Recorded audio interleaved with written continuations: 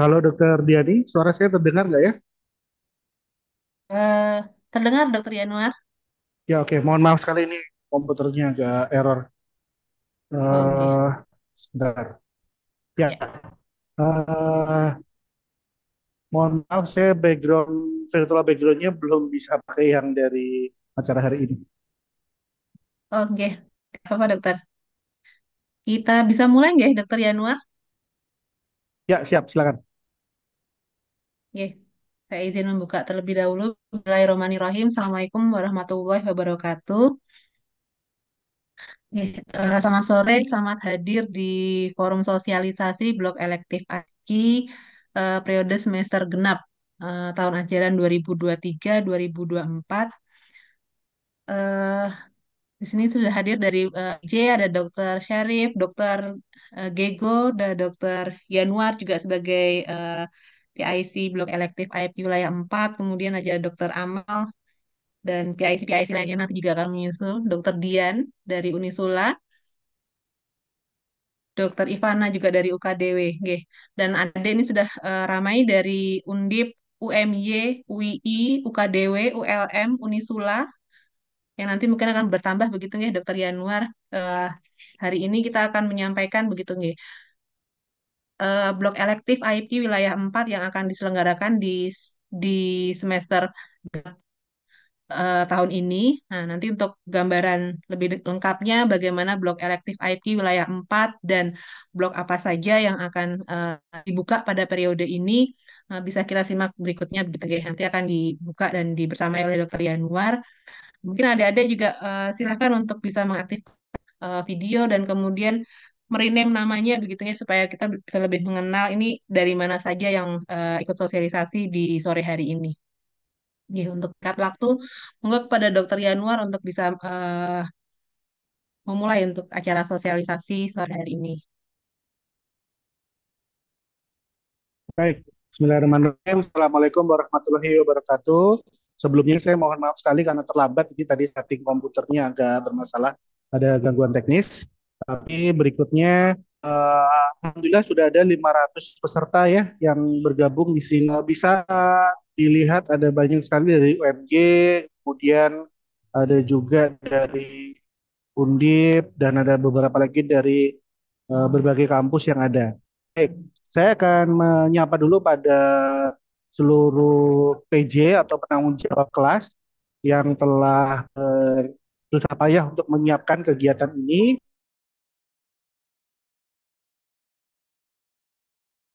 fasilitasi untuk hari ini.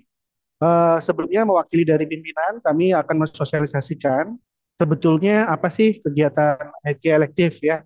Jadi sebetulnya ini adalah perwujudan dari kegiatan Kampus Merdeka. Jadi seperti yang adik-adik ketahui, di Kampus Merdeka itu harusnya siswa boleh belajar hal di luar studinya, di luar kampusnya semester deh. Tapi kalau di kedokteran, kalian bebanin kuliah 12 semester, misalnya harus keluar dari kampus 3 semester, itu akan sangat sulit karena kurikulumnya terlalu padat. Akhirnya kita mencoba berinovasi beberapa FK, kurang lebih hampir 20 FK kita di Regio 4 ini sepakat ya kita fasilitasi kelasnya kelas elektif yang dipilih, tapi kita sediakan dan diselenggarakan bersama-sama. Jadi kesempatan luar biasa nanti kalian bisa mengambil kelas dari dosen di kampus lain, di FK lain, dan bertemu berinteraksi dengan mahasiswa di FK lain. Pertanyaannya, kelasnya apa aja yang tersedia? Nah, ini nanti kita akan lihat di website, kita sudah sebarkan linknya ya untuk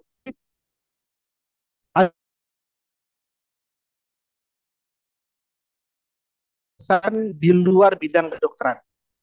Nah, pertanyaannya kenapa? Ngapain? Ngapain harus mahasiswa kedokteran udah capek-capek masih harus belajar lagi di luar ilmu kedokteran ya. Nah, salah satunya adalah karena kita bilang istilahnya untuk menguasai kompetensi tambahan. Karena di era sekarang tantangannya banyak sekali. Jadi selain bekal medisnya, kalian bisa memilih, mempelajari, dan mengembangkan bidang sesuai dengan keminatan kalian. Apakah masih fokus di bidang kesehatan, atau ada tambahan lain mungkin di bidang teknologi atau di bidang lain-lainnya lagi. Nanti ada banyak sekali pilihan. Nah, untuk itu kami akan mempersilahkan para PJ untuk memberikan overview-nya secara singkat. Nah, mungkin acaranya akan dipandu nanti oleh Dr. Diani. Saya kembalikan lagi ke Dr. Diani. Saya kira untuk pembukaannya cukup. Terima kasih. Assalamualaikum warahmatullahi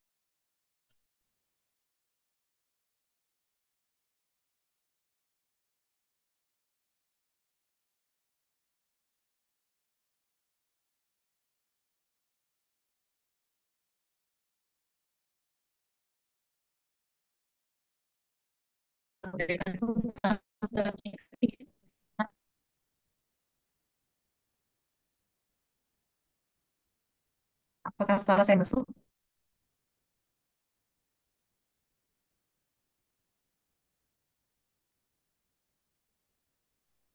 Suara saya masuk? Masuk deh.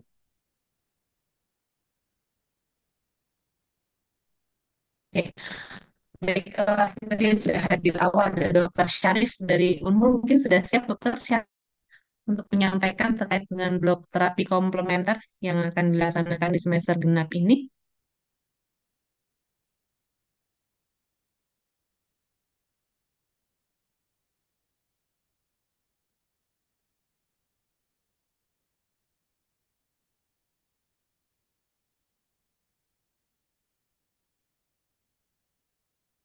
Ya, monggo silahkan Dokter Terima Syarif. kasih. Terima kasih Dr. Diani, terima kasih Dr. Januar. Selamat sore semuanya. Eh, untuk sosialisasi dari FK Unmul itu akan memberikan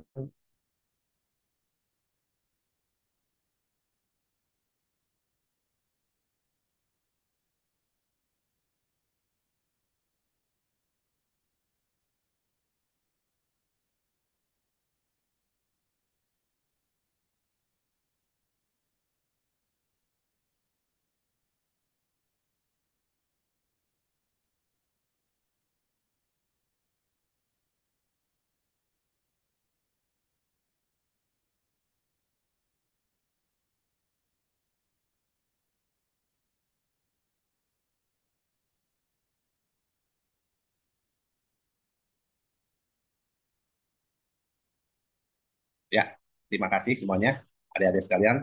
Jadi dari FK Unmul itu akan memberikan ada modul terapi komplementer.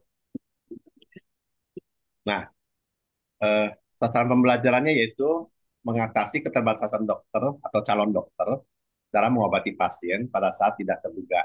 Jadi, Anda belum jadi dokter, sudah bisa mengobati orang dengan terapi komplementer ini, terutama untuk mengatasi nyeri, ya, atau sebagai terapi penunjang sambil menunggu ambulan, misalnya ada kegawatan daruratannya, atau sambil di jalan, atau waktu di UGD, Anda bisa mengobati juga, ya, keluarga, teman. Jadi di sini kami akan mengajarkan di modul ini bagaimana mengatasi nyeri dengan hanya memanipulasi pada tangan. Jadi jari-jari Anda bisa manipulasi untuk mengatasi nyeri. Misalnya mual, muntah, sakit kepala, sakit lutut, sakit perut, itu bisa diatasi. Ya lumayan lah mengurangi 10 atau 20%, atau kalau Anda concern bisa sekitar 30%. Hanya dengan memijat-mijat area tertentu tanpa obat.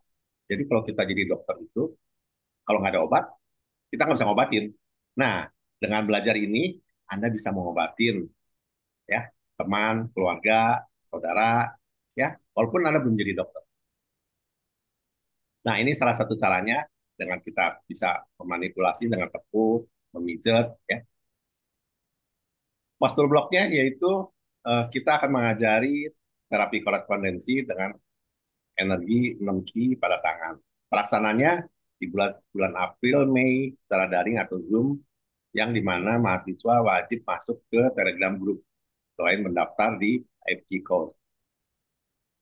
Lamanya sebenarnya kita semua modul kita kasih, tapi bisa diakses selama 6 pekan, yaitu antara April sampai dengan Mei. Ujiannya di bulan Mei setelah Lebaran. Nah, ini topik-topiknya, ya. Awal-awal ya mungkin kita akan memberikan sosialisasi tentang apa sih batasannya, apa sih yang bisa diobatin, bagaimana patologi nyerinya dengan pemijatan, atau nanti kita ajari juga eh, tangan kita itu merupakan topografi tubuh kita, sehingga kalau kita dengan memijat-mijat area tertentu atau menggosok-gosok area tertentu akan berefek juga pada tubuh kita yang sakit. Dan juga prinsip pengobatannya. Dan juga nanti ada aplikasinya yang bisa Anda lihat di YouTube, yang kita kasih linknya. Kalau nanti masih Anda merasa kesulitan, bisa kita mengadakan Zoom meeting yang waktunya sangat fleksibel, Sabtu atau Minggu. Semua asinkronis. Ujiannya juga sama. Kita akan pakai Google Form yang bisa diakses mahasiswa selama 48 jam. Ada penugasan yang wajib mahasiswa selesaikan. Quiz, walaupun penugasan. Belum ujian itu quiz dan penugasan wajib 100%. Biasanya di sana aku. Nah, kelulusannya yaitu kehadiran 100% ditandai dengan mengisi quiz setiap modul. Kemudian ada penugasan yang harus 100% diselesaikan. Nanti nilainya yaitu penugasan 30%, kuis 30%, dan ujian 40%.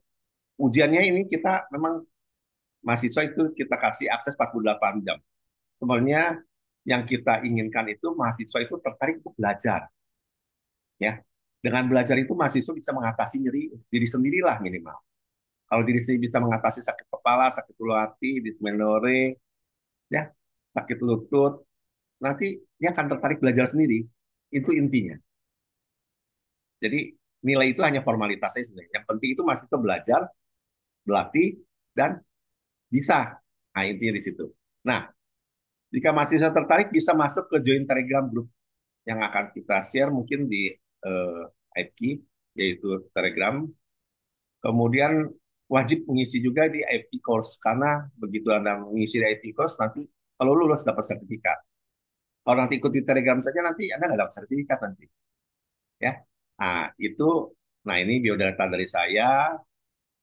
Kemudian kita akan mendemonstrasikan bagaimana sih kira-kira eh, terapi tersebut.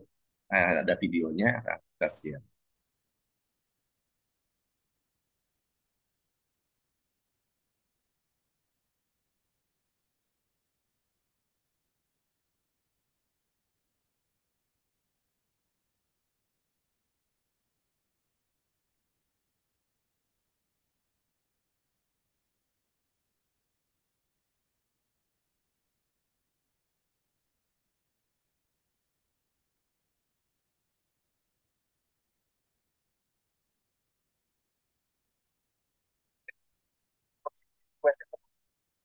Mungkin sudah mengetahui, yang merasa ada keluhan, ikuti langkah saya. Ya, yang merasa ada keluhan sakit pinggang, apapun, ikuti langkah saya. Mudah-mudahan akan mengurangi. Jadi pertama kali kita gosok dulu dari bawah ke atas sekuat mungkin sampai hangat. Ya, mau 20 kali boleh sampai hangat. Ya, dari bawah ke atas sampai siku. Ya, gosok sampai ujung jari, tarik lagi sampai siku. Ya, nah terus kalau sudah 20 kali, pindah tangannya ke satu lagi. Ya, dari bawah, cepat juga boleh. Makin cepat, makin bagus, supaya hangat. Nah, tujuannya kenapa? Untuk melancar aliran darah. Ya, gosok terus sampai hangat. Semakin kuat, semakin bagus. Jadi semakin cepat panas. Karena salah satu terjadinya nyeri pinggang itu bisa karena stagnan energi di meridian. Nah, dengan kita menggosok-gosok ini, meridiannya akan lancar. Ya, nah, kalau sudah, sekarang bagian dalamnya gosok lagi. Ini pemanasan, ya, untuk mengaktifasi meridian tubuh. Karena di jari tangan ini juga terdapat mikromeridian. Jadi dengan kita menggosok-gosok ini, kita akan mengaktifkan. Kalau sudah panas, ya sebelahnya lagi. Ini masih pembukaan.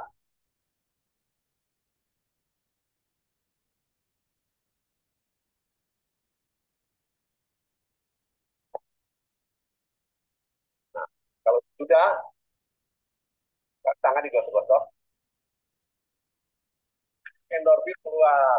Nah, jangan mukanya murung, ya. Apalagi pasca WFH, ya. Dengan kita tepuk tangan ini, tujuannya kita bahagia. Nah, setelah itu, nah, tepuklah di jari. Ya. Nah,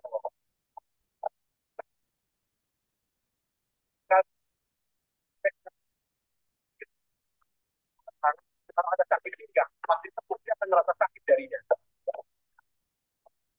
Kalau tidak ada sakit pinggangnya, dia tidak sakit. Sudah sebelahnya 10 kali, ya. Bagus sih jangan di meja, di paha. Bagus di paha, karena dia lebih empuk, ada peredamnya. Kalau di meja, keras, ya. Nah, nah, kalau sudah, sekarang tepuk di sini, sampai sini, ya. Nah, gini. Ya, 10 kali.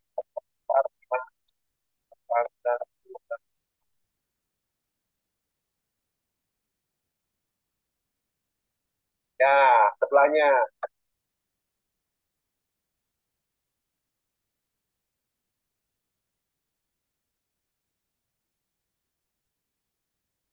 Ya, sekarang naik lagi, ya. Sini ya. Memang harus agak merah. Yang merasa sakit lebih cepat, ya. Yang merasa sakit harus lebih cepat. Nah, kalau yang merasa sakit, kalau yang nggak merasa sakit nggak usah, karena berarti nggak ada klaim. Ya, yang merasa sakit itu lebih cepat. Tujuannya untuk apa? Supaya indeks jadinya jadi meningkat, ya lebih cepat. Nah, sebelahnya, ya. Kalau ada nyeri itu harus lebih cepat. Nah,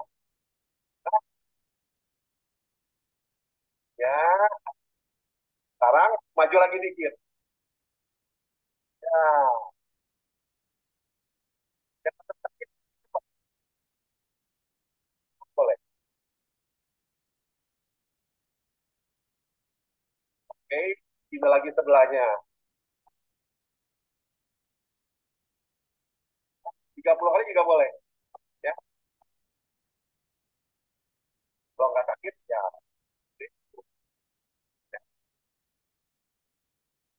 Nah, kalau sudah, tutup lagi.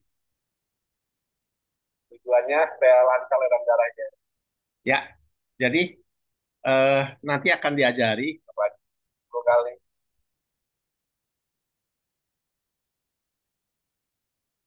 Nanti di sini akan kalian ajari mengapa dengan menepuk-nepuk atau menggosok-gosok area tersebut itu akan mengurangi nyeri.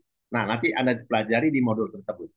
Ya, semoga modul ini akan bermanfaat, menambah kasan ilmu pengetahuan dan keterampilan Anda sebagai calon dokter atau belum jadi dokter. Anda sudah bisa mengobatin ya minimal untuk diri sendiri, keluarga, atau teman-teman pada saat yang tidak terduga. Jika Anda tidak bawa obat ataupun tidak membawa sesuatu, cukup dengan manipulasi pada tangan. Itu sekian dari saya. Terima kasih. Semoga Anda tertarik bisa ikut join di course terapi komplementer Accountable. Terima kasih, Dokter Diani. Terima kasih Dokter Syarif. Ya, ini blok terapi komplementer dari Unmul yang akan dimulai bulan April ya Dokter Syarif nggih? Untuk 100 peserta. Bebas, Dokter Diani. Mau Ya, 100 kalau lebih nggak apa-apa.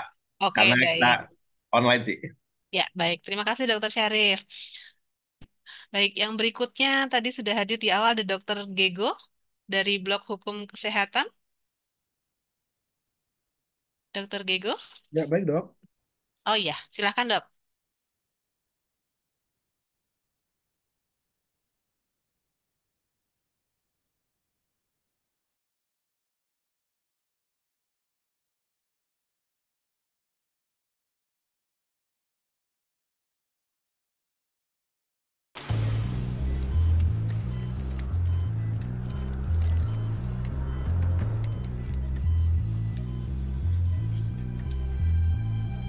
BP 120에 85, 하트레이트 70, 산소 포화도 100. 바이탈 좋습니다.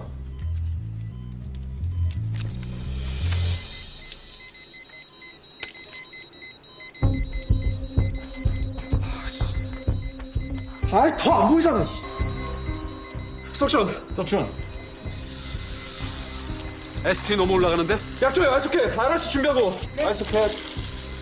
아, 석션 하나도 안 보인다고!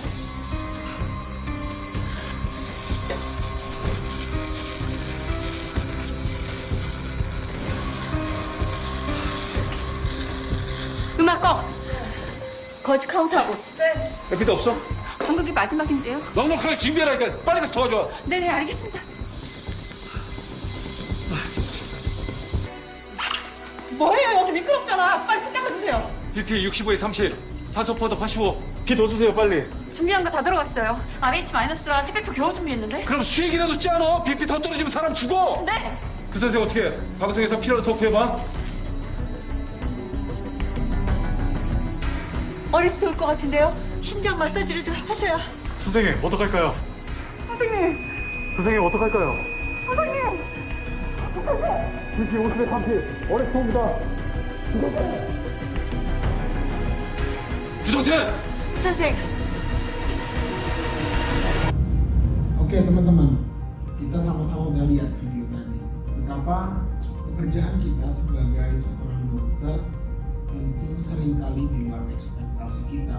Di video tadi kita lihat nih, kalau ternyata dalam proses operasi ada hal yang di luar ekspektasi itu terjadi dan kita bingung bagaimana. Barangkali di dalam proses studi kita mengenal salah satunya adalah resiko medis, yang mana resiko-resiko itu mungkin saja terjadi. Kita setiap dokter mengupayakan yang terbaik untuk pasien kita, tetapi dalam prosesnya ada kemungkinan di luar ekspektasi terjadi. Ketika hal itu terjadi, apa yang akan kita lakukan? Apakah seorang dokter selayaknya boleh saja digugat, dituntut, diadili, bahkan maaf sampai pada hukuman penjara ketika sudah memperjuangkan hal yang terbaik untuk pasien? Nah, inilah yang menjadi penting di dalam blok hukum kesehatan ini. Tentu dengan kita belajar bersama melalui blok hukum kesehatan yang disiapkan oleh Fakultas Kedokteran Unika Sugio Pranoto Semarang akan membawa kita akan menjadi siap menghadapi segala kenyataan di dalam praktek keseharian kita sebagai seorang dokter, dan tentunya memahami apa yang dapat kita perjuangkan, apa yang menjadi hak dan kewajiban kita, dan dalam kondisi apapun kita dapat memperoleh hak atas keadilan sebagaimana kita berprofesi sebagai seorang dokter di Indonesia. Kami tunggu kehadiran teman-teman semua di Fakultas Kedokteran Unika Sugio Pranoto Semarang.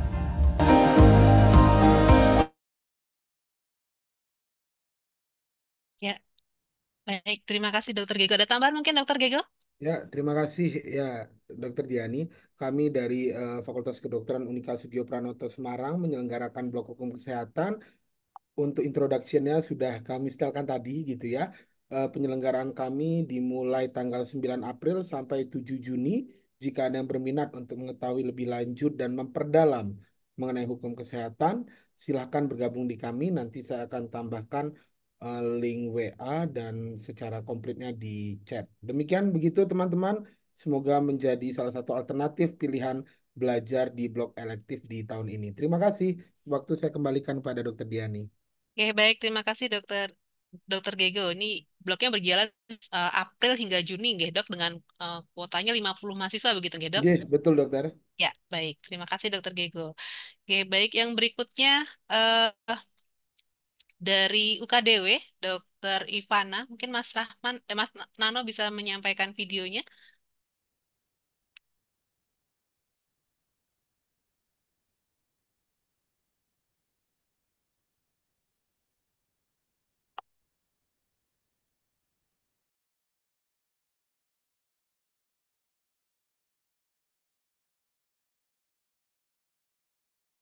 Peran olahraga semakin nyata dalam dunia medis, tidak hanya untuk menjaga tubuh tetap bugar, namun juga untuk tata laksana berbagai penyakit degeneratif.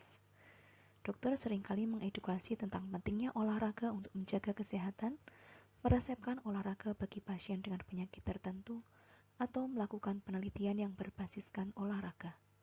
Untuk mendukung hal tersebut, kami menawarkan blog kedokteran olahraga. Blog ini memuat berbagai ilmu biomedik yang terkait dengan olahraga, dalam hal ini adalah exercise. Blog berisi ilmu anatomi, biokimia, histologi, farmakologi, dan fisiologi yang terkait dengan exercise. Blog ini bermanfaat sebagai landasan bagi mahasiswa untuk mendalami lebih lanjut terkait peristiwa yang terjadi dalam tubuh maupun hal-hal yang berpengaruh pada tubuh ketika seseorang melakukan exercise, sebagai bekal untuk memberikan edukasi, merancang exercise, atau melakukan penelitian terkait exercise. Blog memiliki bobot 3 SKS, diselesaikan dalam 3 minggu ditambah 1 minggu untuk menyelesaikan tugas akhir dan terdiri dari 3 modul. Mahasiswa akan mendapatkan pengalaman belajar melalui video pembelajaran dan penugasan atau kuis. Di akhir blog ini, diharapkan mahasiswa dapat menjelaskan pengaplikasian artrologi dan biomekanika dalam olahraga, mahasiswa dapat menjelaskan metabolisme dan nutrisi dalam olahraga, mahasiswa dapat menjelaskan peran genetika dan biomolekuler dalam olahraga, mahasiswa dapat menjelaskan suplemen, obat, dan doping dalam olahraga, dan mahasiswa dapat menjelaskan berbagai perubahan dalam tubuh ketika berolahraga. Fokus pada modul pertama adalah di anatomi dan biokimia. Fokus pada modul kedua adalah histologi dan farmakologi. Sedangkan fokus modul ketiga adalah fisiologi. Nilai terdiri dari 3 komponen, yaitu penugasan, mini kuis modul, dan ujian akhir. Demikian adalah deskripsi singkat mengenai blog ini. Selamat bergabung, semoga bermanfaat. Ya, baik. Itu tadi dari UKDW, blog kedokteran olahraga yang berjalan di pertengahan Mei dengan kuotanya unlimited. Nanti kalau ada diskusi, di sini juga ada hadir Dokter Ivana, siap nanti menjawab pertanyaan adik jika ada yang ingin dikonfirmasi. Oke, baik. Kita lanjut ke blog berikutnya dari UNS, blog gizi klinis. Dokter Amel, silakan. Oke, apakah suara saya terdengar, Dok? Ya, terdengar. Mas Ya. Nano bisa dibantu slide-nya?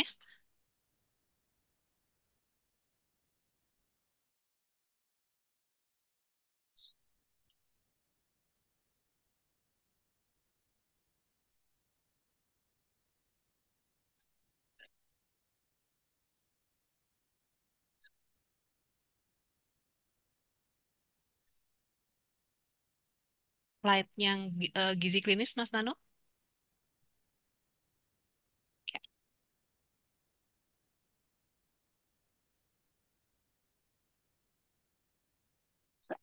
Assalamualaikum warahmatullahi wabarakatuh. Selamat sore, Dokter Diani, Dokter Yanuar, dan Dokter Pengampu semuanya di blok elektif IP wilayah 4. Dan kemudian juga selamat sore teman-teman mahasiswa. Terima kasih atas kehadiran dan kemudian terima kasih juga IP atas kesempatannya. Hari ini kami akan menjelaskan tentang penyelenggaraan blok elektif gizi klinis IP Fakultas Kedokteran Universitas 11 Maret. Blok ini sudah kami laksanakan sejak tahun 2021-2022 dan intens selalu kami laksanakan setiap semester. Slide selanjutnya, perkenalkan saya Dr. Amelia, boleh dipanggil Dr. Amel. Kadang setelah kita menjadi seorang dokter, nanti entah itu nanti saat kita internship ataupun kemudian nanti kita memang praktek secara mandiri menjadi seorang dokter umum, pasien meminta edukasi tidak hanya terkait tentang obat-obatan yang diberikan, tetapi juga tentang lifestyle, gaya hidup, baik dalam hal ini tentang makanan atau gizi mereka. Ada pasien-pasien dengan seperti kondisi yang pertama, stunting, karena ini juga jadi program nasional ya, stunting, kurus, kemudian nanti sangat kurus, ataupun yang sangat pendek dan pendek seperti itu berkonsultasi kepada kita dan bertanya bagaimana sih gizi yang tepat. Atau pada kondisi yang kedua, pasien-pasien dengan diabetes mellitus sudah diberikan obat, sudah ada edukasi lifestyle dan lain-lainnya, tetapi juga mereka akan bertanya, makannya bagaimana ya dok? Seperti itu. Ataupun juga nanti yang di kondisi yang ketiga, pasien-pasien yang obesitas seperti itu, apalagi sekarang macam-macam metode diet seperti itu. Nah ini kita juga harapannya di blok elektif gizi klinis ini teman-teman berkenalan, ya meskipun nanti tidak sampai expert, tetapi pernah berkenalan sehingga bisa menjadi modal juga untuk kita edukasi pasien kita atau kemudian diri kita sendiri ataupun keluarga kita di kemudian hari. Baik, slide selanjutnya. Dan ini juga ternyata sangat relate dengan standar kompetensi dokter Indonesia yang ada di tahun 2012 ya. Di sini memang ternyata salah satu keterampilan yang harus dimiliki seorang dokter umum adalah, teman-teman bisa lihat itu panah biru, pengaturan diet. Ya. Penilaian status gizi itu 4A dan juga pengaturan diet 4A. Untuk penyakit-penyakit apa saja, nah teman-teman juga harus melihat ini di tabel gizi dan metabolisme yang ternyata di situ 4A itu juga lumayan banyak. Malnutrisi energi dan protein, kemudian defisiensi vitamin mineral, dislipidemia, kemudian ada obesitas, hiperuricemia, dan selainnya termasuk diabetes mellitus tetapi yang sederhana. Slide selanjutnya. Sehingga blok ini memang nanti akan mengenalkan ada promotif, preventif, dan juga nanti rehabilitatif, dan juga terkait edukasi tadi, terkait dengan gizi, dan beberapa hal lainnya. Nanti teman-teman bisa eksplor di profil kami. Profilnya sudah saya sampaikan di link. Nanti slide ini juga akan kami berikan kepada peserta. Nah, blok ini hanya untuk 40 orang. Kemudian akan kami laksanakan dari tanggal 25 Februari sampai 24 Maret 2024, dan ini selalu di hari Minggu.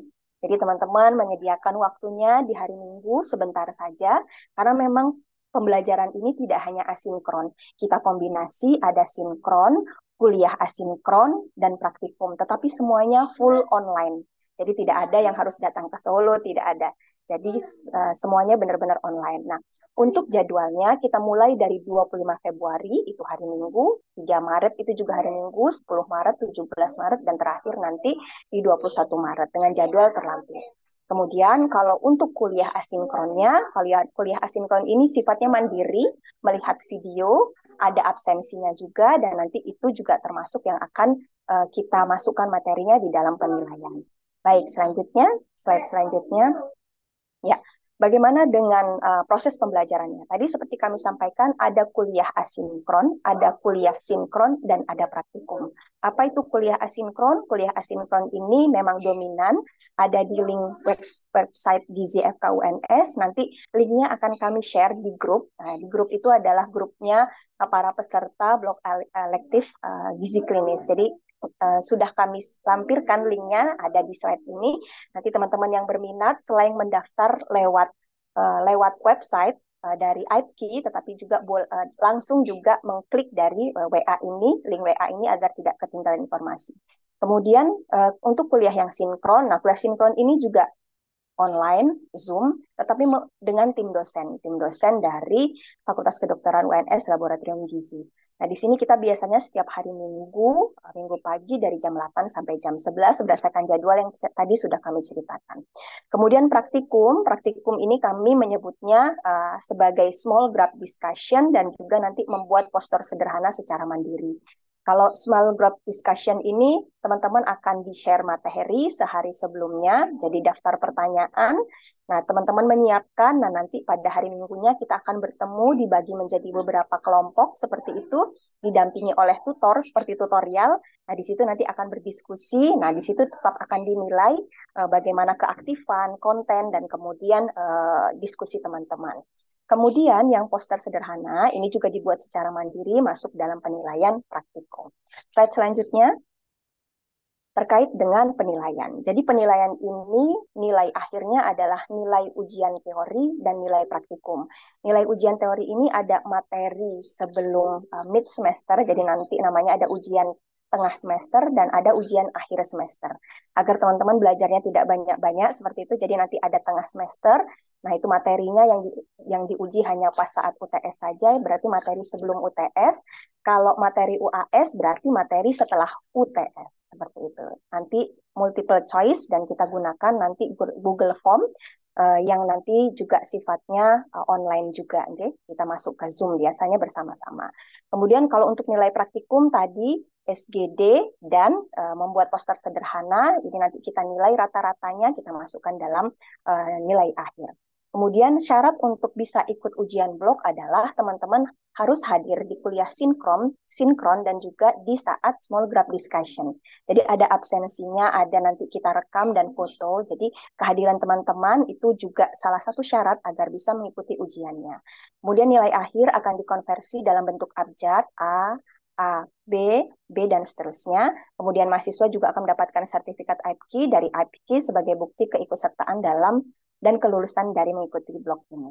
Ya, saya terakhir, ya ini profil. Nanti kalau teman-teman pengen lebih melihat lagi profil kami, dan ini tadi link WA yang saya sebutkan. Kalau teman-teman ingin bergabung, ini adalah link WA-nya. Jadi nanti setelah mendaftar di sistem IPK juga masuk ke dalam link link dari UNS ini, WA ini. Baik, terima kasih begitu. Terima kasih Dokter Diani. Saya rasa cukup. Assalamualaikum warahmatullahi wabarakatuh.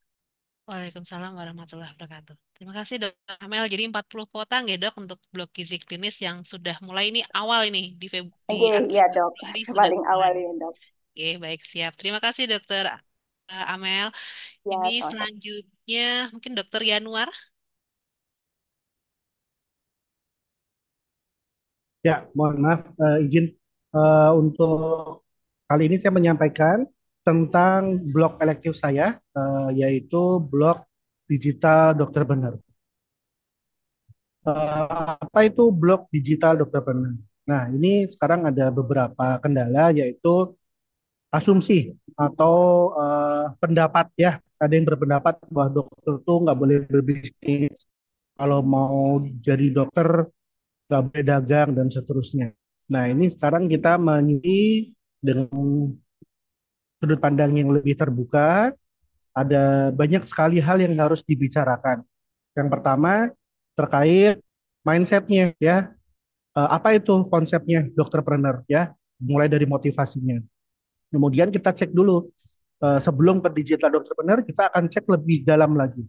Sebetulnya ngapain sih mau jadi dokter dulu dari awal? Jangan-jangan memang bukan pengen jadi dokter. Jangan-jangan memang disuruh orang tua atau disuruh mertua. Nah, nanti ada sebuah sesi yang insight ya, untuk refleksi ke dalam, lihat betul apakah benar adik-adik ini mau mendedikasikan waktu hidupnya di bidang kedokteran. Apakah benar ini pilihan karir yang cocok gitu ya. Kemudian setelah itu baru kita masuk ke dokterpreneurnya. Apa konsepnya? Nah, ini ada sebuah konsep baru, yaitu health sociopreneur, yang disampaikan oleh narasumber yang sangat luar biasa di bidangnya, Prof. sekali Ketua AIPK.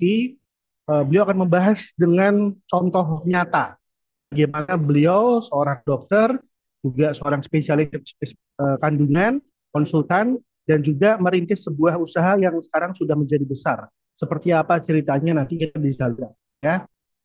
Oke, setelah itu kita belajar terkait dunia entrepreneurship-nya.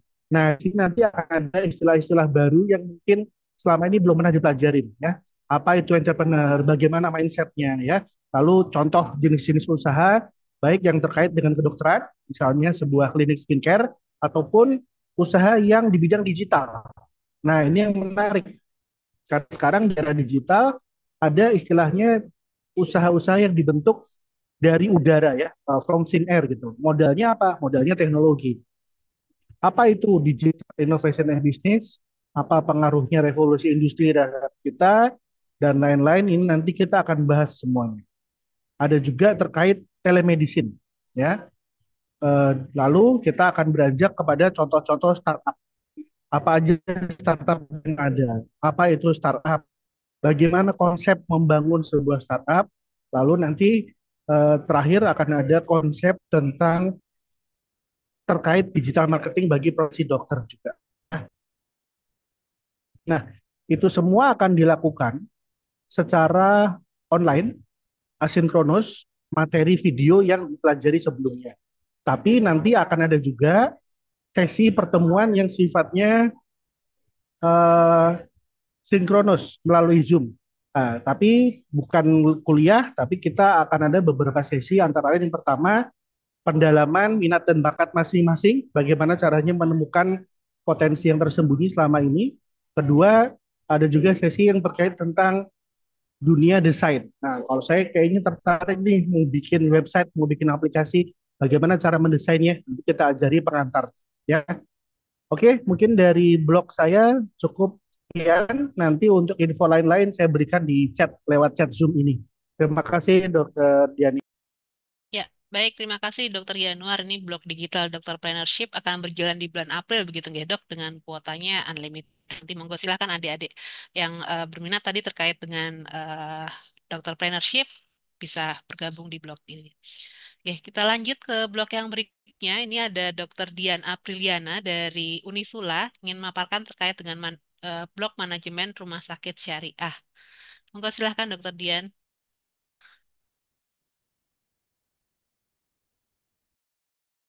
Baik, Assalamualaikum warahmatullahi wabarakatuh. Selamat sore semuanya. Saya Dian Apriliana Ramawati dari Fakultas Kedokteran Unisula. Mohon izin untuk menyampaikan sekilas pandang tentang blok manajemen rumah sakit syariah. Ya, eh, kalau di tempat kami dulu nama apa bloknya bukan khusus manajemen rumah sakit syariah, tetapi blok manajemen rumah sakit secara umum. Namun karena sekarang ada kekhususan ya untuk ditawarkan keluar ke institusi di luar Fakultas Kedokteran Unisula, maka kami membentuk blok khusus untuk manajemen rumah sakit syariah dan mulai tahun kemarin kami tawarkan untuk mahasiswa kami di internal. Jadi memang ini nanti ada dua bentuk pembelajaran yang kami tawarkan di luar institusi untuk blok elektif bersama dengan AIPKI adalah bentuknya murni asinkronus, sedangkan yang di internal tentunya harus sinkronusnya karena bentuk pembelajarannya juga ada perbedaan. Baik, untuk beban SKS ini sesuai dengan kesepakatan di awal pada saat pembentukan blok elektif AIPKI, yaitu 3 SKS dengan durasinya 3 minggu. Rencana untuk pelaksanaannya kami buka mulai 5 Mei 2024. Dan untuk evaluasi blog, kami gunakan kuis per materi dengan bobot rata dikali 10%.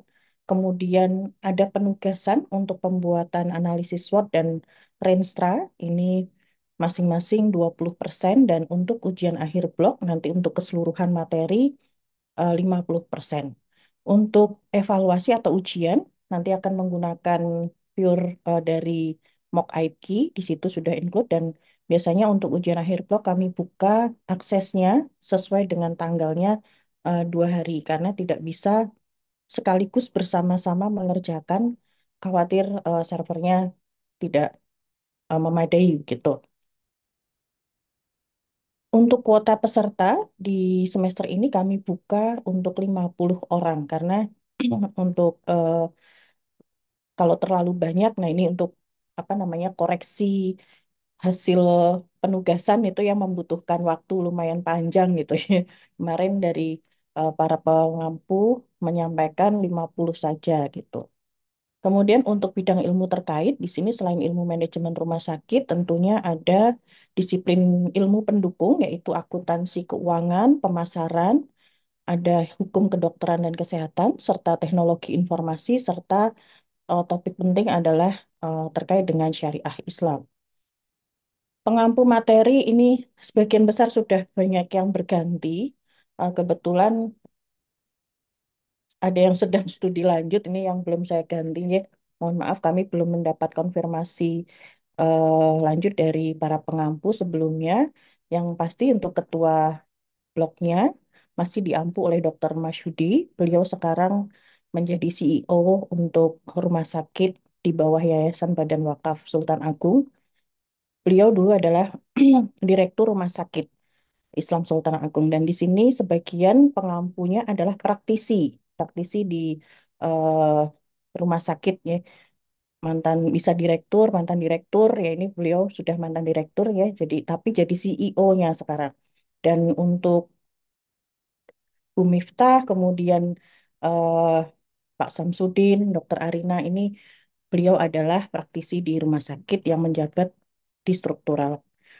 Kemudian untuk capaian pembelajarannya, ini kami terkait dengan sikap, ada 5 capaian pembelajaran lulusan. Kemudian untuk keterampilan umum, terkait dengan kemampuan dengan level KKNI 6 tentunya, mampu melakukan evaluasi diri dengan menggunakan kaidah analisis SWOT, kemudian menyusun rencana strategi rumah sakit untuk menyelesaikan masalah, mencari dan mengambil, membuka serta membaca informasi yang disajikan secara digital dan memanfaatkannya untuk pengembangan kemampuan akademik.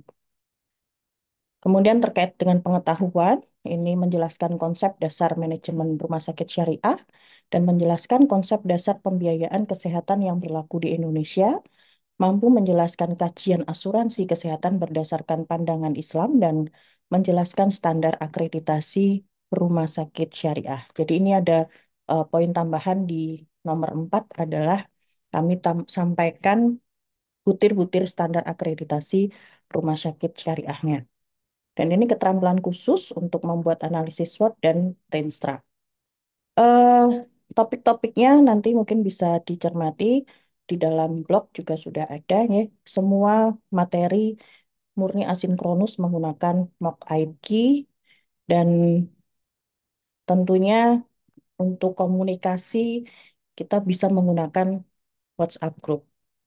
Mungkin begitu saja em, Dokter Diani untuk paparannya dari blog IP eh, manajemen rumah sakit syariah.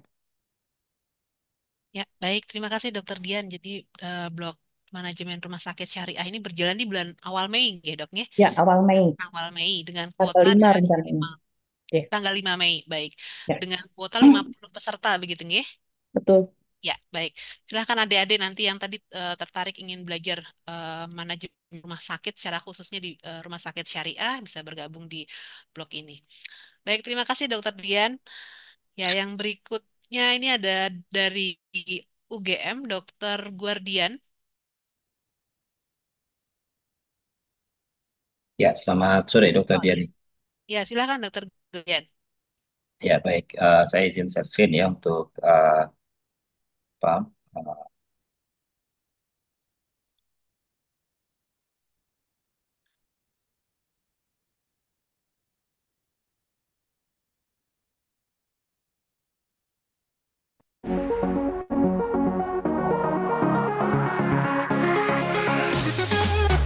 Regulasi ini tentunya akan sangat mendukung rencana transformasi teknologi kesehatan, khususnya yaitu pilar ke-6, transformasi teknologi kesehatan, di mana dengan adanya regulasi ini akan sangat mendukung blueprint transformasi teknologi kesehatan dan kemudian juga platform Satu Sehat.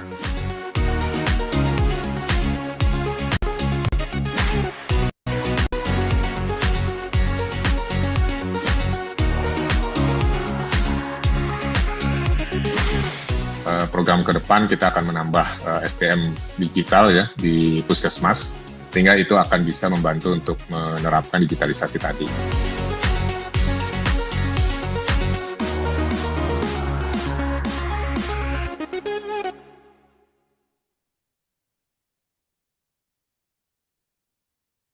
ya, terima kasih. Ya, tadi sekilas ya terkait dengan apa yang sudah diupayakan oleh Kementerian Kesehatan terkait dengan percepatan penggunaan teknologi digital, terutama rekam medis elektronik di fasilitas pelayanan kesehatan. Nah, mata kuliah ini sebenarnya berkaitan dengan bagaimana sih sebenarnya menggunakan rekam medis atau memilih ya rekam medis elektronik yang tepat ya untuk fasilitas pelayanan kesehatan dan bagaimana upayanya fasilitas kesehatan itu bisa nanti integrasi ya atau interoperabilitas dengan satu sehat. Memang ada beberapa istilah yang barangkali baru ya, relatif baru bagi adik-adik mahasiswa, tetapi ini semua nanti akan kita pelajari dan terdiri dari dua aktivitas utama. Yang pertama berkaitan dengan kuliah. Kuliahnya juga fleksibel ya. Kita sebenarnya hybrid, bisa datang langsung ke kampus ya kalau memang ada waktu, terus kemudian atau bisa juga melihat secara online. Ataupun kalau nanti yang belum sempat untuk ikut karena tabrakan jadwalnya, itu juga bisa melihat secara asinkronus ya melalui learning management system yang sudah kita siapkan. Nah, jadi kalau kita lihat secara keseluruhan, perkuliahannya ini terdiri dari pertama ini saya perkenalkan dulu narasumbernya ada Dr. Lutfan Lazuardi, saya sendiri Dr. Guardian Yogi Sanjaya, terus kemudian ada Bu Aryani Arista Putri, terus kemudian ada Pak Surayo Sumarsono. Jadi kira-kira ya aktivitasnya itu ada kurang lebih ya sekitar 12 ya atau mungkin 10 atau 9 ya materi ya ini kalau kita lihat ada pengantar topik 1, topik 2 sampai kemudian topik ke-9 Clinical Design Support System and Patient Safety dan juga ada evaluasi rekam kesehatan elektronik. Kemudian ditambah dengan beberapa aktivitas tutorial. Tutorial ini lebih banyak berkaitan dengan mengundang praktisi ya dalam rangka untuk menunjukkan apa yang mereka sudah lakukan dalam penerapan rekam medis elektronik. Nah, praktisi ini dimaksud bukan praktisi tenaga kesehatan ya, tetapi lebih banyak dari sudut pandang developer atau sudut pandang dari pengembang rekam medis elektronik dalam bagaimana mereka sebenarnya berinteraksi dengan fasilitas pelayanan kesehatan, tenaga kesehatan dalam rangka untuk menerapkan rekam kesehatan elektronik. Memang kebanyakan mungkin mayoritas demo karena ini merupakan proprietary system, tetapi barangkali nanti akan ada 1 atau 2 sesi tambahan yang kaitannya dengan pemanfaatan aplikasi open source yang kaitannya dengan rekam kesehatan elektronik yang nanti bisa diakses oleh mahasiswa ya. Nanti kalau umpamanya sudah masuk atau sudah mendaftar di sini bisa lebih detail lagi untuk menerapkan atau untuk apa ya secara praktis itu bagaimana sih menerapkan rekam kesehatan elektronik yang nantinya pasti suatu saat adik-adik setelah lulus atau nanti setelah praktek ya di lapangan, entah itu di rumah sakit, puskesmas, atau praktek secara mandiri, pasti akan bertemu. Suatu saat pasti akan bertemu dengan konsep-konsep rekam kesehatan elektronik. Kuliah ini tidak dibatasi jumlahnya karena kita memang terbuka ya, MOOC, jadi terbuka. Dan kan ada beberapa peserta lain, barangkali dari alumni kami, dari partner kami, dan juga dari program studi lain. Pengalaman kemarin ada program studi dari rekam medis dan informasi kesehatan RMIK, ada program studi lain, bahkan ada teman-teman dari program studi S3 yang juga join di dalam kegiatan ini. Jadi ini terbuka untuk siapapun. Dan tentunya ini akan eksklusif untuk mahasiswa dari IPK juga. Baik, mungkin saya kira demikian informasinya untuk registrasi. Tadi sudah saya share di chat, tapi sayangnya linknya nggak bisa clickable. Jadi barangkali lihat nanti di flyer yang sudah dibagi. Mungkin demikian dari saya, Dr. Diani. Terima kasih. Saya kembalikan. Ya, terima kasih Dokter Guardian. Jadi, Terima kasih. ya, terima kasih Dokter Guardian. Oke, baik. Yang berikutnya, nanti linknya kami sampaikan kembali di grup ya, Dokter Guardian, untuk adik-adik. Oke, J. ya, baik. Yang berikutnya, Dokter Farida dari Blok Samara. Oh, ya, baik. Assalamualaikum warahmatullahi wabarakatuh. Baik adik-adik, kami dari Blok Samara, mengapa kami ingin menyampaikan mengenai Blok Samara karena sampai saat ini banyak mahasiswa yang begitu sangat konsen untuk di pendidikan, untuk meraih karir, tapi sangat jarang atau masih sedikit yang mau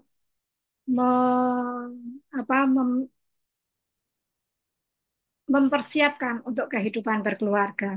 Nah, kami berharap bahwa adik-adik tidak hanya fokus di karir saja, tapi juga dari keluarga juga dapat terpenuhi gitu ya, terpenuhi. Nah, ini baik.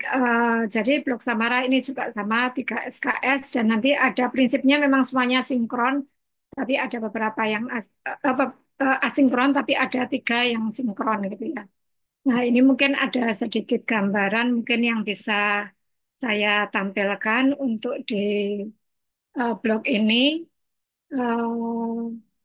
Jadi sebetulnya sudah saya buka, tapi kemudian kok jadi hilang ini ya. Tapi prinsipnya nanti adik-adik bisa secara langsung melihat di ini nanti sedikit saya sampaikan. Tapi prinsipnya nanti bahwa kegiatannya nanti ada tutorial, kemudian tutorial secara mandiri ya prinsipnya, kemudian keterampilan medik yang nanti dengan membuat video, kemudian juga dengan ada penugasan. Penugasan ini adalah membuat proposal kehidupan ya. Jadi proposal yang dibuat adik-adik apa yang direncanakan mulai saat ini sampai nanti yang paling jauh yang dimungkinkan gitu ya. Sejauh mungkin yang bisa dimungkinkan gitu untuk apa proposalnya. Dan untuk ujiannya nanti insya Allah akan berlangsung selama prinsipnya 3 pekan, bahwa mulai dari 29 April, insya Allah akan berakhir di 26 26 Mei ya, di 26 Mei karena ada waktu 1 pekan, 1 pekan sebelum ujian, ya. Ada waktu 1 pekan sebelum ujian sehingga nanti adik-adik bisa ada kesempatan sebelum sebelum apa? Sebelum ujian itu ada waktu 1 pekan sehingga memberi kesempatan adik-adik untuk belajar dulu ya. Mungkin ini gambaran sepintas sebenarnya.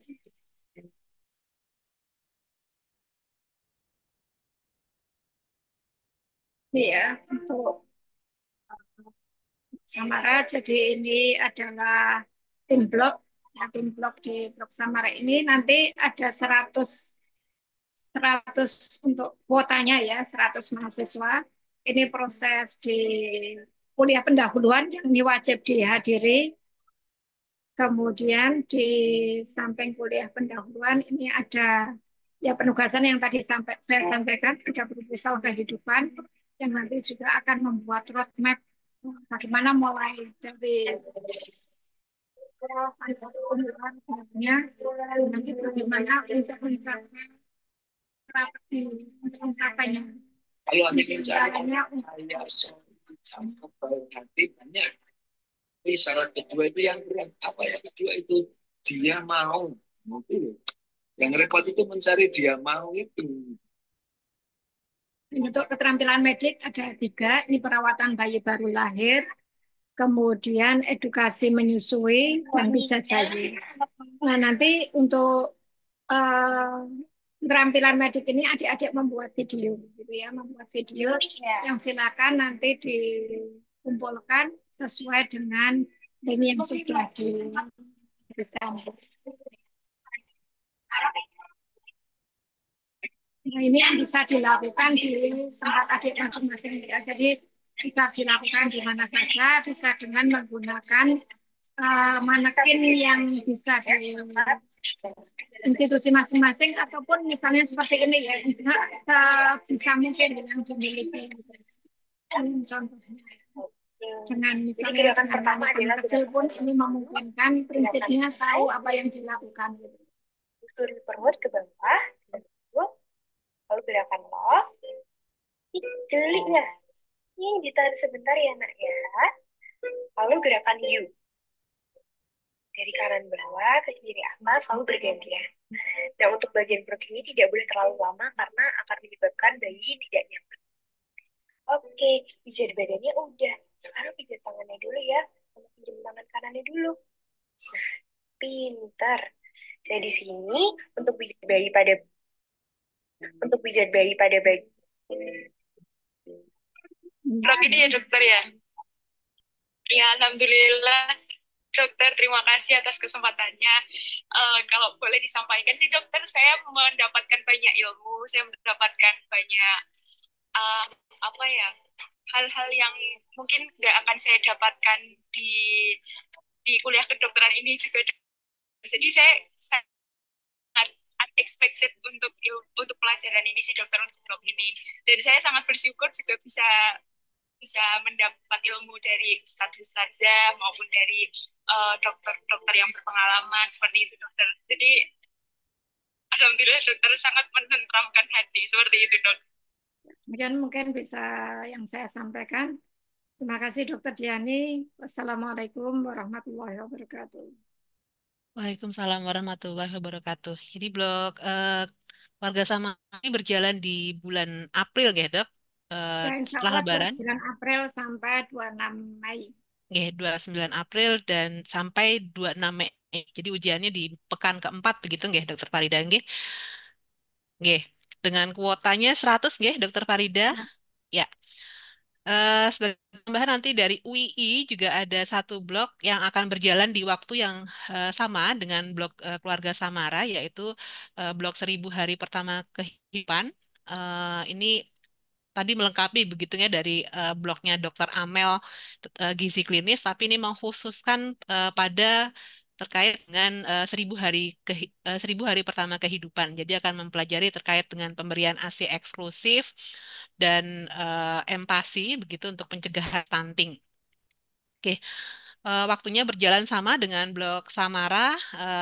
Kuotanya kami batasi ada di 50. Nanti adik-adik bisa melihat kelengkapan penjelasan terkait dengan blog ini ada di IPK Course. Oke, baik. Berikutnya nih seperti apakah masih ada dari PJ yang hadir yang belum saya identifikasi? Mungkin tadi ada video dari blog Tari ya, Mas Nano. Mungkin bisa dibantu untuk blog olahraga tari.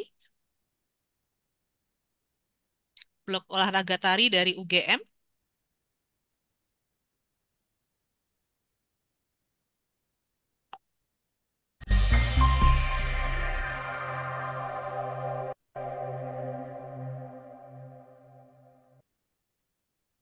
Assalamualaikum warahmatullahi wabarakatuh. Selamat datang di modul olahraga dengan tari tradisional atau tari tradisional sebagai intervensi aktivitas fisik.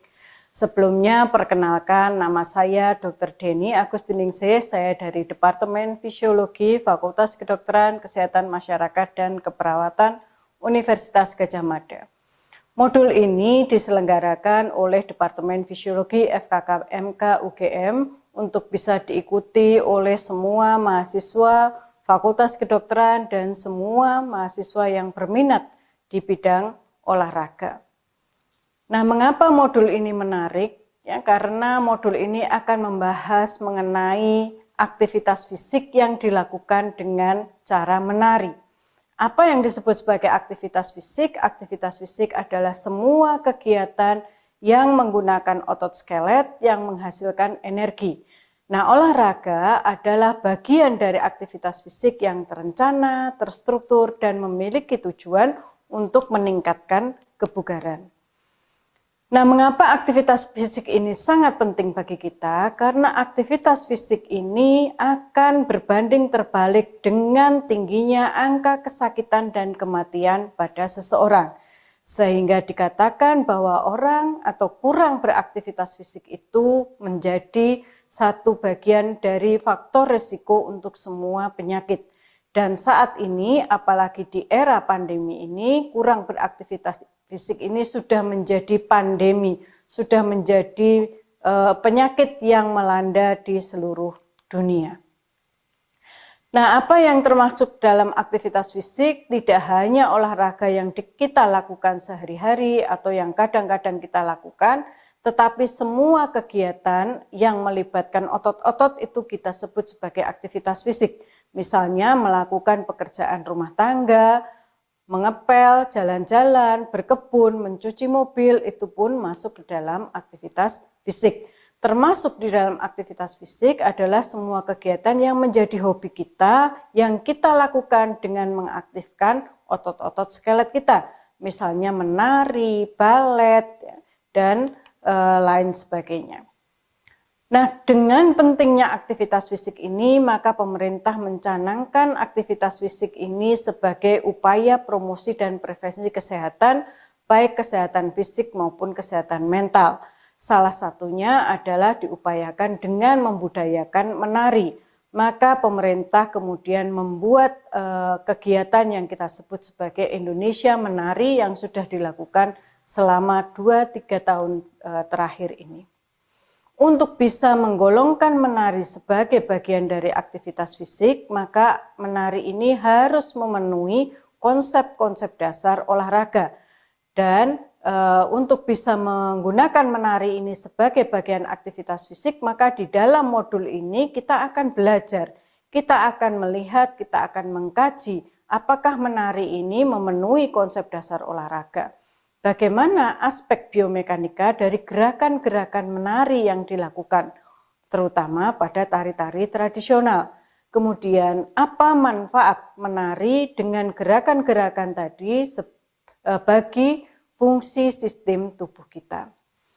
Nah, selain kita melakukan gerakan tadi untuk bisa menggunakan menari sebagai bagian dari aktivitas fisik, maka kita harus mengkaji apakah ada kemungkinan bahwa menari yang dilakukan berlebihan ini bisa menimbulkan kelelahan atau bahkan menimbulkan cedera, dan bagaimana kita bisa memberikan pertolongan pertama pada kelelahan dan cedera. Kemudian pada menari selalu diiringi oleh musik pengiring. Nah, apakah musik pengiring ini juga bermanfaat, juga mempunyai peran di dalam fungsi sistem tubuh kita? Itu akan juga dibahas di dalam modul ini. Demikian juga modul ini akan memberi peluang, memberi celah adanya kemungkinan penelitian lanjutan untuk melihat aspek menari sebagai bagian dari aktivitas fisik yang terukur. Modul ini sepenuhnya adalah modul mandiri terstruktur, artinya semua kegiatan pembelajaran dilakukan secara asinkronus selama 3 minggu yang setara dengan 3 SKS. Nah, supaya belajar dengan mandiri ini bisa terjadi dengan baik, dilakukan dengan baik, dan bisa dipahami dengan sejelas-jelasnya, maka akan ada pembatasan untuk berpindah bab pembelajaran, yaitu dengan menyelesaikan kuis, dengan menyelesaikan beberapa penugasan maupun praktikum mandiri. Di akhir sesi dari modul ini akan ada penugasan tugas akhir yang merangkum seluruh kegiatan yang sudah dilakukan selama 3 minggu di dalam modul tersebut. Nah, demikian, semoga modul ini menambah wawasan, menambah keilmuan, dan juga menggelitik kita untuk melakukan penelitian mengenai berbagai macam tari tradisional yang ada di Indonesia. Selamat mengikuti modul ini, semoga menikmati dan menjadi perluasan wawasan bagi kita semua. Selamat siang, wassalamualaikum warahmatullahi wabarakatuh. Ya, blok olahraga dan ini blok kedua dari UGM dengan akan dilaksanakan di bulan Maret dengan kuota 40 peserta ya adik-adik. Selain olahraga dan tari tradisional dari UGM juga ada penanganan kekerasan terhadap perempuan dan anak. Ini juga akan dijalankan di bulan Maret dengan kuotanya 200 peserta. Silahkan bisa untuk mencermati juga di blog IP Course untuk melihat bagaimana gambaran dari blok penanganan kekerasan terhadap perempuan dan anak. Oke, ada beberapa blok yang hari ini PJ tidak bisa hadir begitu nggak adik-adik. Masih ada blok Disaster Medicine dari Universitas Syah Kuala. Ini juga akan berjalan di bulan April dengan kuotanya 50 peserta. Kemudian ada blok Herbal Medicine dari UMS yang akan berjalan di bulan Mei dengan kuota 30 peserta.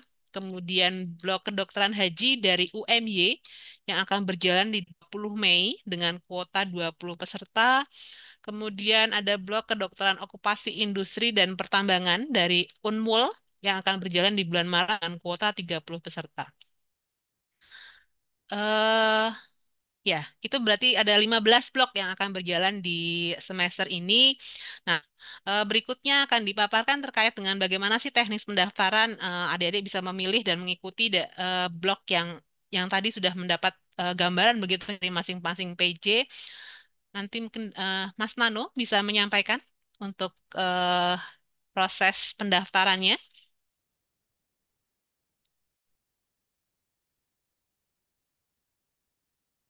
Ya, baik, Pak. Ya.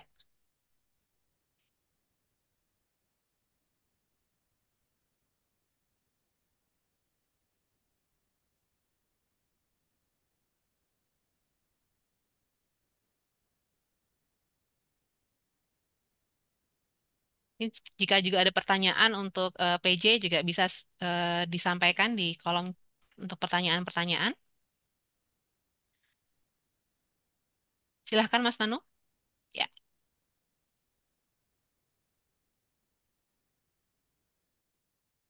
Ya, baik, mohon izin untuk share screen, Bapak Ibu dan teman-teman sekalian. Jadi nanti untuk teman-teman kalau misalnya ingin mengikuti blog di sini gitu ya. Jadi nanti teman-teman bisa register terlebih dahulu dengan mengisikan nama, kemudian nomor HP, kemudian ada alamat email dan password untuk login gitu ya. Nah, kemudian setelah nanti teman-teman register, nanti kemudian dilanjutkan untuk login gitu ya. Nah, setelah login nanti bisa masuk di dashboard. Nah, kemudian teman-teman bisa melihat ketika tadi ada yang ketelan gitu ya, bisa melihat detail dulu, detail tiap masing-masing blok. Atau kalau misalnya teman-teman udah yakin gitu, nanti bisa klik di sini daftar elektif. Nah, ini untuk saat ini belum dibuka.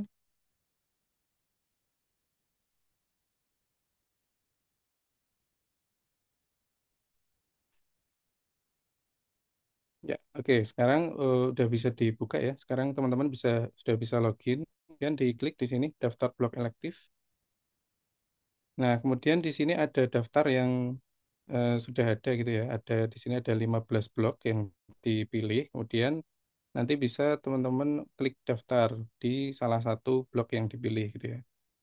Nah, kemudian silahkan diisikan motivasi untuk mengikuti blok elektif ini dan harapan apa setelah mengikuti blok elektif ini. Nah, kemudian diklik saya yakin. Nah, maka nanti akan teman-teman bisa melihat. Nah, di sini melihat pengumuman gitu ya. Nah, nanti teman-teman silahkan join yang sudah ada link chatnya di chat link WhatsApp grup. Kemudian nanti apabila belum ada, nanti akan kita lengkapi insya Allah dalam eh, 1-2 hari ini ya. Nah, kemudian selain pengumuman di sini nanti teman-teman bisa akses untuk MOOC-nya. Di sini untuk daftar atau nah di sini ya course-nya gitu ya. Nah, nanti setelah join, setelah mendaftar gitu ya, mendaftar elektif, nanti otomatis akan di-enroll di salah satu course yang dipilih. Ya, begitu. Kemudian nanti di akhir, ketika sudah ada penilaian, maka nanti teman-teman bisa melihat nilai, kemudian bisa mendownload sertifikat gitu ya. Nah, namun untuk sebelum dapat mendownload sertifikat, nanti teman-teman diminta untuk mengisikan evaluasi gitu ya. Nah, nanti setelah mengisi evaluasi, maka dapat melihat nilai dan dapat mendownload sertifikat. Mungkin begitu, Dr. Diani. Baik, terima kasih Mas Nano. Jadi nanti adik-adik silahkan langsung masuk di ipkcourse.com. Ini sudah dibuka sampai tanggal 31 begitu nggih. Untuk milih dari 15 blok yang ditawarkan ini akan ikut di blok yang mana. Dicermati kembali, dibaca kembali dari gambaran blog yang disampaikan di web. Kemudian pilih benar-benar supaya nanti nggak ada proses untuk kemudian pindah blok begitu nggih. Jadi dipastikan dulu blok yang akan diambil yang paling diminati dari 15 blok ini, kemudian baru dipilih untuk join seperti itu, supaya tidak perlu untuk pindah-pindah lagi. Ya, eh, yang diperhatikan bahwa untuk satu periode eh, ini kalian hanya bisa memilih satu blok ya, Dek ya, supaya proses pembelajarannya bisa optimal. Kalian juga masih menjalankan blok reguler di eh, tempat masing-masing kan ya. Jadi supaya mengikuti blok elektif di IPK ini bisa optimal, hanya mengambil satu blok saja pada satu periode ini. Mungkin akan ada hal yang ingin dikonfirmasi terkait dengan pendaftaran ataupun terkait dengan konten blog yang sudah tadi dipaparkan oleh masing-masing PJ blog. Jika ada pertanyaan mungkin bisa disampaikan.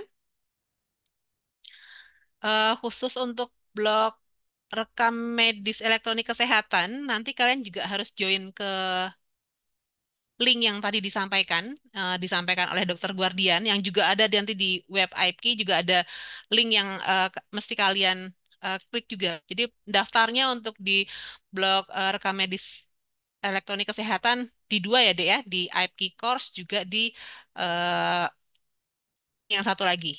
Jadi yang satu untuk data di IPK, yang satu untuk eh, data dari blog Dokter Guardian. Oke. Ada pertanyaan mungkin yang ingin bertanya secara langsung silahkan.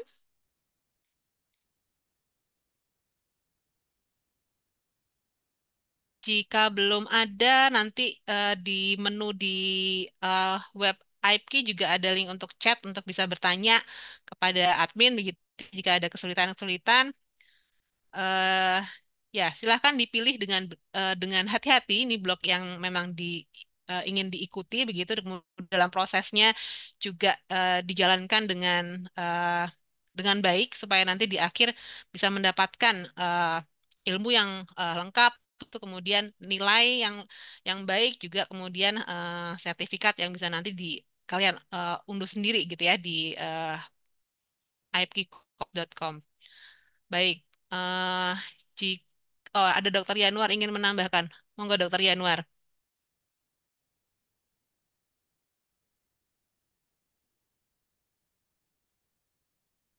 Monggo Dokter Yanuar.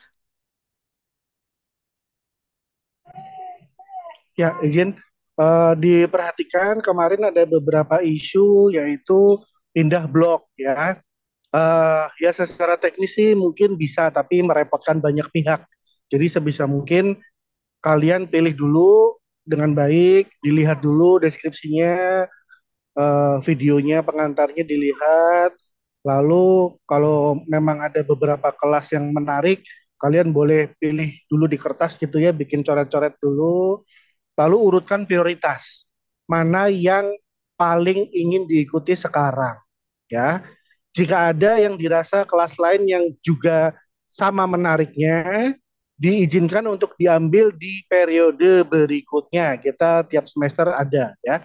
Karena beberapa FK memang ada yang elektifnya itu 6 SKS bebannya dan ternyata tertarik dengan ngambil kelas dari IPK semua, dua-duanya, artinya 2 kali ambil kelas. Boleh nggak? Boleh, tapi jangan double di satu periode. Akan mempersulit koordinasi dengan PJ dan pelaksanaan course itu sendiri. Nanti malah kamu nggak lengkap dua-duanya, nggak dapat nilai dua-duanya, nggak dapat sertifikat dua-duanya, buang waktu aja nanti ya. Bagaimana kalau mau ambil lebih dari 2 dok, ambil 5 atau 10? Mohon maaf sekarang belum bisa ya. Mohon doanya aja, semoga platform ini bisa terus berkembang, nanti bergulir ke level nasional, dan jika sudah bisa diakses untuk seluruh mahasiswa kedokteran di Indonesia, target jangka panjangnya kita akan buka untuk dokter umum seluruh Indonesia.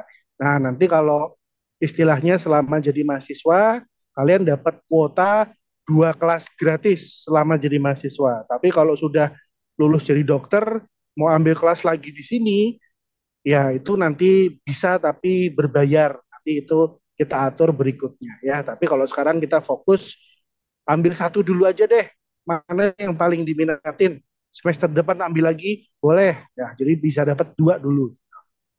Dan ini kesempatan yang luar biasa yang dulu kami belum miliki pada saat kami dulu sekolah ya. Bahkan beberapa kelas ini kami para dosen juga ikut kelasnya dosen yang lain nih. Jadi gak cuma kalian yang ikut belajar. Kami para dosen-dosen pun juga harus terus ngikutin perkembangan zaman ya. Selamat menikmati, selamat memilih-milih, kemudian eh, hanya daftar pada yang kalian yakin gitu ya. Jangan serakah ngambil lebih dari satu, pokoknya pilihnya satu aja. Makasih Dokter Dian. Ya, baik. Terima kasih Dokter Dimar. Penegasannya kembali begitu ya untuk terkait dengan pendaftaran di blok elektif AIPK wilayah 4 ini ya supaya tadi proses pembelajarannya bisa optimal, ilmu yang didapat di satu blok ini bisa didapat dengan baik begitu. Baik, kalau tidak ada pertanyaan mungkin forum sosialisasi kita sore hari ini bisa kita cukupkan. Terima kasih kepada Bapak Ibu. Oh, ini ada raise hand dari Fatur Rahman dari Unisula. Silahkan, Dek.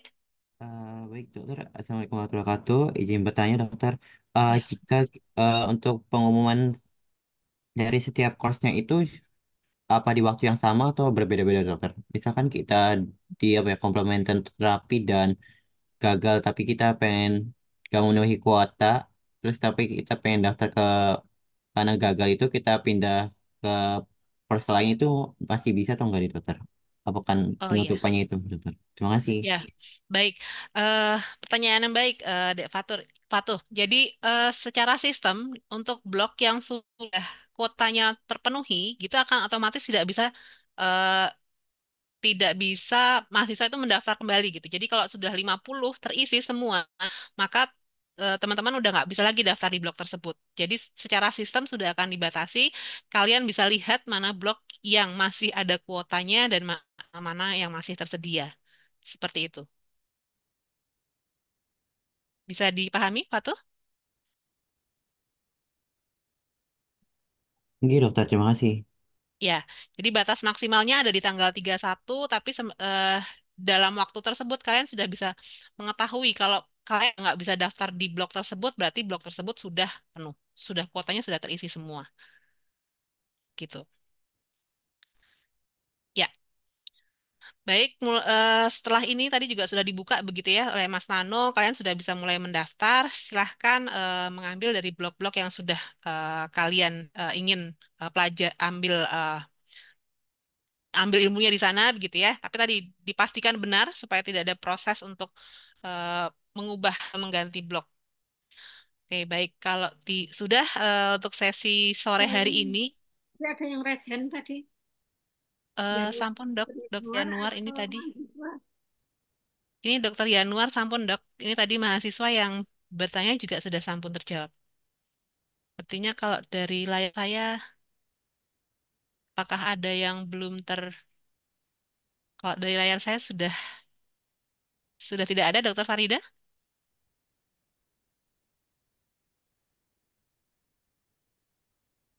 Oke, baik. Untuk forum sosialisasi sore hari ini bisa kita cukupkan. Kita cukupkan dengan hamdalah dan kafaratul majelis. Terima kasih kepada Bapak Ibu sekalian, Bapak Ibu PJ, Blok, dan adik-adik yang sudah hadir dalam forum sosialisasi sore hari ini. Mohon maaf atas segala kekurangan. Assalamualaikum warahmatullahi wabarakatuh. Waalaikumsalam. Waalaikumsalam warahmatullahi wabarakatuh. Terima Ya, kasih seluruh PJ atas kehadirannya. Terima kasih mahasiswa semua atas atensinya.